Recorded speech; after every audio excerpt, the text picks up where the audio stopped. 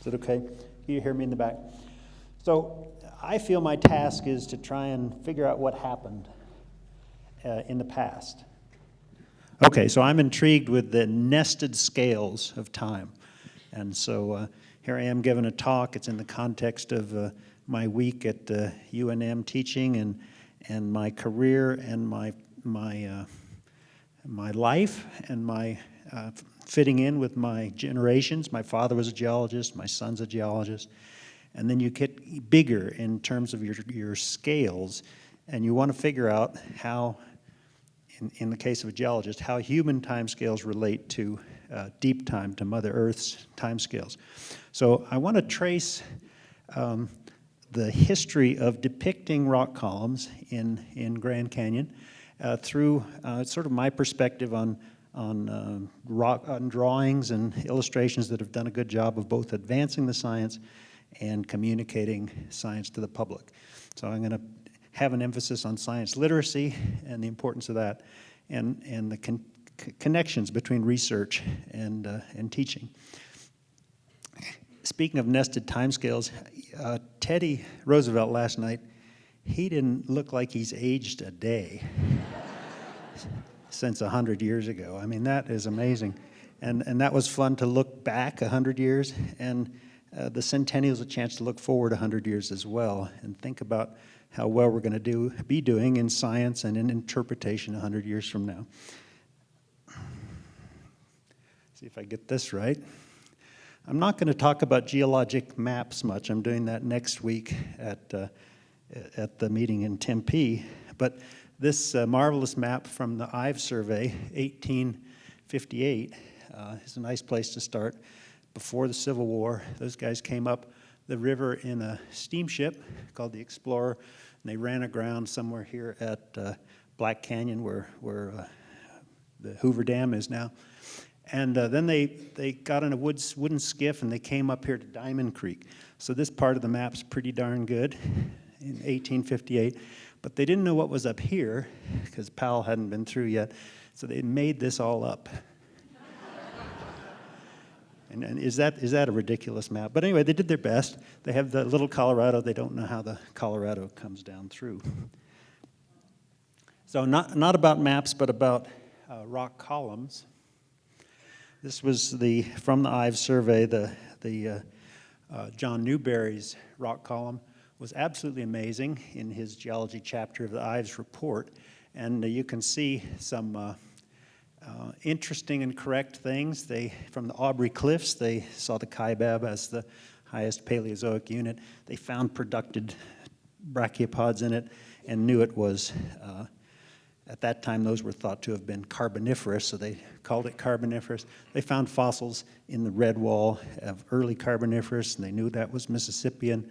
They called the tapetes sitting above the basement. They correlated that with the Potsdam sandstone in New York. Absolutely correct and brilliant. They didn't know the age of the Potsdam, but they correlated those two. And then they identified the great unconformity in western Grand Canyon. And this the first rock column, they're shown steep layers in the beginning of a weathering profile. That was a pretty good attempt. And so as McKee said in his summary there, their conclusions were absolutely remarkable considering the conditions under which they worked. And the artist, Frederick von Egloffstein, did these etchings from sketches from Ives, and he did the map that we saw, the art on the map we saw earlier. He's been criticized for making the canyon too dramatic. Do you think so? I don't think so. I've been to Diamond Creek, and that Slot Canyon's kind of like that. And anyway, it's trying to portray, those early scientists were trying to portray not only their science to scientists, but to the public and to the policymakers, the fundraisers. And it's a nice thing to remember back how successful they were at getting continued funding for extra expeditions. Powell was brilliant at working with artists. This is from his 1875 scientific report, and he identified, this was another sort of giant step scientifically to recognize three sets of rocks: the basement rocks, the tilted rocks, and the flat-lying Paleozoic rocks, and realizing that the boundaries between them, these contacts, are unconformities, which McKee summarized it nicely where he said that Powell recognized that those contacts, just that line right there, represents the formation of mountains by tectonic forces, the erosion of those mountains to a new base level, and then the advance of seas across an eroded landscape. So I don't know if you see that history when you look at this column, but I think it does a good job of portraying both rocks and landscapes in a setting which, for Easterners especially then, was very foreign, and so they did a nice job of linking landscapes to rocks. Now, if you're into rock columns like this, you may see a problem with that contact, and so I had my master's student, Micah Jessup, a few years ago fix up Powell's drawing a little bit, and you can see now it was originally a horizontal surface that's been tilted. So that's a slight improvement of that drawing. But Powell corrected it himself in the next year, 1876, in a drawing I'll show you in a minute. But this is another example. I'm just trying to pick out examples that resonated with me, again from 1875, of showing rock layers and landscapes behind, and why the rocks, type of rock, influence the landscapes. So it's a super drawing for 101 students. Here's a Jurassic sandstone in the Echo Cliffs that forms the cliff face there. Again, great examples of connecting rocks to landscapes. And then Powell worked with, and Dutton worked with some of the preeminent artists of the time, Moran and Holmes. I particularly like Holmes's lithographs because they're super detailed. And this is from the Dutton volume, 1882, where they labeled the different rock layers, and we continue to do that, say, here's this one, here's that one. Here's what they called them, here's what we call them. But the point is, again, to try and convey this immense history at a scale which is unimaginable to people back east, and connect the landscapes and the rocks. Here's a bunch of rock columns. I could have put 100 here. And if you think if there's one that you really think I should have, I'll insert another slide next time. But here's Powell's 1876 one, which had the lower unconformity at a tilt, which is good. Here's Levi Noble's 1914. We saw his Shinemu quadrangle earlier. Tom Sharp's, I like this one because it shows this bump here where the Tapeats is lapping onto an island that's preserved in the stratigraphy. It's called a monadnock. So that little place right there you're going to see that again and again in most rock columns. It's kind of become an iconic feature of rock columns. Here's Maxon's map. He worked in the Bass area a lot. And then Bill Breed's column. So this has become sort of the iconic rock column. And you see the three sets of rocks from Powell, the basement rocks, the tilted rocks, the flat-lying rocks, and now we start seeing these sort of nuances about the geology. That is, ancient landscapes preserved in the rock layers. And shifting gears a little bit, this was in 1925, 2 years after the Bird's Eye survey, which LaRue was on. They made this amazing longitudinal profile, very accurate, still the most accurate profile that I use, of what the steep places and the less steep places. And it's a great depiction because you can see here's where you enter Grand Canyon, and at Lee's Ferry, you're starting down the river. The canyon gets deeper above you as you go. You're a mile deep in the canyon here, and then you emerge from the canyon at the Grand Wash Cliffs very abruptly right there. It's another example of using the best scientific knowledge for societal purposes, which in this case was to harness all the energy in the water of the Colorado River for societal use. Here with the plans, we added the blue to this, but that was actually on the diagram. That's the heel-to-toe plan for the dams, and I'm glad that didn't come about. But I still use this as an example of good science informing policymakers. And the interpretation in the 30s was sort of amazingly advanced for the time. Here's Mary Coulter's fireplace in Bright Angel Lodge. Here's that little monadnock with the shinamou sticking up through the tapetes, lapping against it, and then eventually being covered by the muds of the Bright Angel as the sea advanced, and then Muav. And I like this touch down here, the river cobbles showing that the young river is carved through these very old rocks to create this setting in Grand Canyon. So these letters aren't on there over at Bright Angel, but and a lot of times you can't even see the fireplace because it's covered up by coat racks and stuff like that. But this is a spectacular example of geoscience outreach and education. Also in the 30s is a 1932 photograph of Yavapai Geology Museum, one of the crown jewels of the interpretation program at Grand Canyon.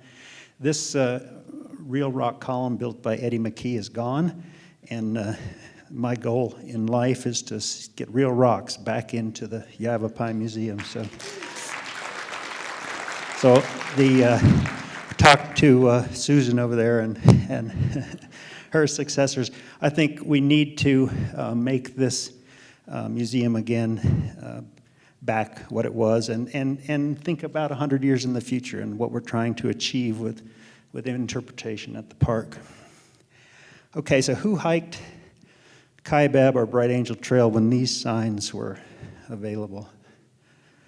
Not so many, but these were present at every rock contact. As a teenager, I would walk across with my pack and learn the rock names. Here's the column, there's the little shinamou monadnock into the tapetes. 3 sets of rocks came from the Maxon rock column. And wow, there's so much information here about the depositional environments, the fossils you can find in it. This was really advanced. And does anybody know when those were put in? So I was there in the 60s, mid-60s. On the trail? Yeah, on the north side, okay. Anyway, that's another challenge for us, I think, as we think about geoscience education. Maybe we don't want signs there anymore, but we have to provide information to kids like me who might go on to geology, and maybe it's in the form of an app, I don't know, or something, but we need to improve our inner canyon interpretation as well. So the 30s and the 40s, the days of Eddie McKee, that was the premier time for stratigraphy in the Grand Canyon. And he, as we saw in Helen's talk, all kinds of work on the flat-lying rocks. This is a depiction of the Tonto group, the advance of the seas across this great unconformity, and the interlayering of the beach sands and the muds and the carbonates. And this is his drawing. This is ours now. We've discovered that the 60-mile formation is also Cambrian, part of that transgression. So a new change in Grand Canyon stratigraphy, which is trying to tell us something about this amazing time in Earth history where there was an explosion in the diversity of animal lives. The trilobites came and went in trilobite zones with remarkable rapidity. We're trying to put absolute ages on the trilobite zones here. So there's still plenty to do. From South Rim, you see mostly of the tilted rocks, you only see the Unkar group. But the Chuar group, this is Elston and McKee's, it's probably the best diagram of the supergroup, which we use again, and this is a colored, more modern version with new ages. But these two packages of rocks, each one of those packages of rocks is the same thickness, more or less, as the Paleozoic rocks. So it's an immense amount of stratigraphy, immense amount of geologic time encoded in the supergroup, which we've now got pretty good ages on. So 2000 and early 2000s, Carl Bowman's here, maybe some others were involved in trying to figure out how do we accelerate or improve the connection between science and outreach. So it was a big effort to redo the Yavapai Museum. It needs another iteration now with real rocks, as I said. But we also built the Trail of Time. These are the portals for the Trail of Time exhibit. We proposed that to the park in 1995, and finally opened in 2010 after we got funding from the National Science Foundation. But here's another depiction. And the nice thing about these depictions, and if you go out there, you'll be amazed at how many people run their hands over the rocks. You know, the feel of things is the way you learn as well as other things. And we've got the erosion profile there and the 3 sets of rocks. This is half scale for the supergroup rocks. Sorry about that. But it's made from the real rocks brought out of the canyon, and so people can see them and admire them. And it also has, you know, that's a mile deep of rock. There's the river. But if you look at the time column, the first half of Earth history is not recorded. At Grand Canyon, all this black stuff. Here's the basement, and then huge amounts of time missing that Powell originally noticed.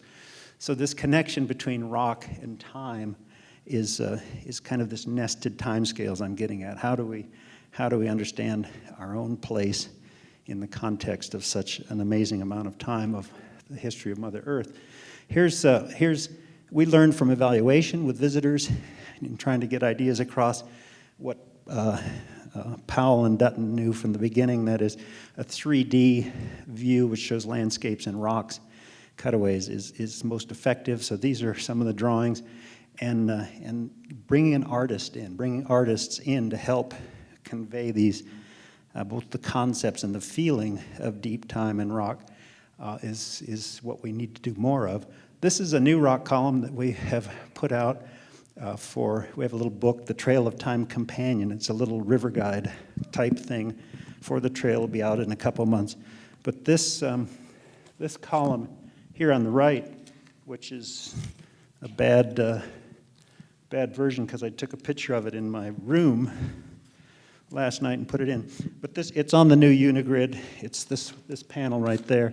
And it's now complete. I'm very proud of it because it shows the entire thickness of sedimentary rock in Grand Canyon above the basement. So 2 kilometers of Unkar and Chuar and 2 kilometers of Paleozoic rocks. And then here, you know, Grand Canyon's now bigger. And it includes Lee's Ferry and all the Mesozoic rocks and the rocks that have been stripped back from the rim in the Grand Staircase. So there's 2 kilometers of rock that had the dinosaurs in them. So this is a new rock column really for the bigger park. It shows the importance of faults. It shows the importance of water pathways. The blue is aquifers. And how water moves through the canyon. So it's a younger depiction. I'm looking forward to next generations that are better, but that at least is accurate as in terms of today's dating and understanding of rocks. Just to announce an April meeting, part of the centennial, Grand Canyon Geology and Geoscience Education. We have a good lineup of speakers, one day of geology, another day of geoscience education, including ideas about what's effective for communicating deep time to students and the public. And here's this Trail of Time icon. Rock captures time, time carves the canyon, canyon reveals rock. There's a bit of a cyclic aspect to time that I think we learned from native peoples as much as anything else. So we can lay out a linear timeline, but there's a cyclic aspect to it, which we need to think about. This is William Henry Holmes from the Dutton volume. I have one more thing, and I think I'm out of time, but I just, so conclusions, the rock columns have been important over 160 years to convey science to the public. The first 60 years, if you want to think about it, before the park was formed, that was an amazing time with unparalleled geology, art, and outreach. So those guys were doing it all. Second 50 years was, I think of McKee as the main person, the era of stratigraphy and paleontology. The past 50 years, George Billingsley and others doing geologic mapping, Peter Huntoon, a lot of geochronology. We've got the ages now much better, and adding concepts of plate tectonics. So in 50-year intervals, we've come a long way. What's the role of the park for the next 50 or 100? I hope it's to go back to the time when there were naturalists here and collaborators. And so thanks. I think I'm out of time. So there it is.